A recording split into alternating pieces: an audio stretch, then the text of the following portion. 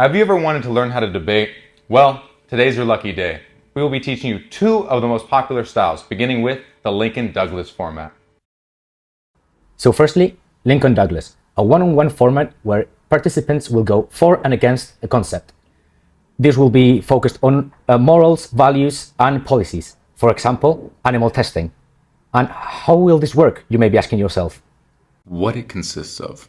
It will consist of two teams, with one individual each. And the debate will be 9 steps. The first step will be a constructive speech by the affirmative team, defining resolutions and providing supportive evidence for 6 or 7 minutes. The second step will be a cross-examination by both teams that will take turns questioning each other for 3 minutes. Third step will be a consecutive speech by the negative team that will respond to the affirmative's arguments and present their own for another 6 or 7 minutes. The fourth step consists of a cross-examination of both the affirmative and negative. It opens up another round of questioning with the roles reversed. It typically lasts 3 minutes. The fifth step is a rebuttal speech of the affirmative. The affirmative rebutes the negative's case and strengthens their own arguments. This speech typically lasts 4 to 5 minutes. The sixth step is a rebuttal speech of the affirmative and negative. The negative rebutes the affirmative's case and reinforces their own arguments. Similar to the affirmative rebuttal, this speech also lasts 4 to 5 minutes. The seventh step will be a rebuttal speech by the negative team that will rebut again the affirmative's case and reinforce their own for another 4 or 5 minutes. Eighth step will be the crossfire by both teams that will have the last chance to question each other for 3 minutes each. The ninth step and last will be the final focus. Both teams will have to give a final summary emphasizing key points and why they should win this debate for another 3 minutes. Now for the rules. To begin, both debaters are responsible for both presenting and refuting arguments. From there, the debate usually centers around a value resolution. For example, justice requires the recognition of animal rights.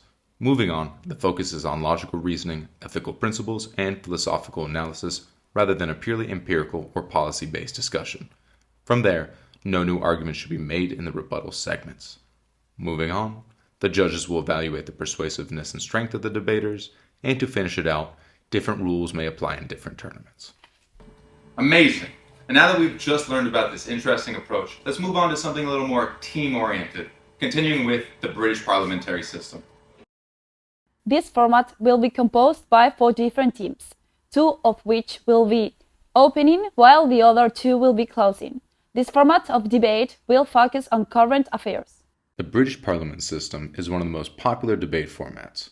To begin, we can see 2 sides, the opening and the closing.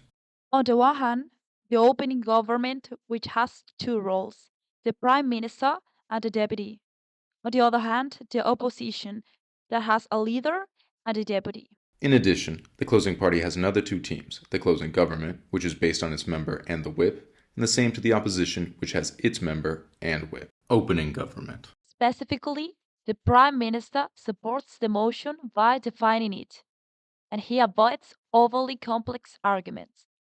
Deputy closes promotion by defending the team's case, refuting arguments and fulfilling promises made by the PM. Opening opposition. Here, the opposition leader takes the same responsibilities as the Prime Minister.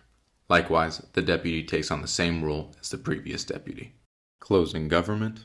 Then we have the member of government, who oversees refuting arguments and explaining how the closing government position fits into the debate. We can also find the whip, who identifies relevant concepts and avoids making new arguments. Closing opposition. And to finally round it all out, this is where the opposition closes the debate by repeating the same role, but with the objective of refutation. Thank you for listening to our dialogue about debates. We hope you have a wonderful day.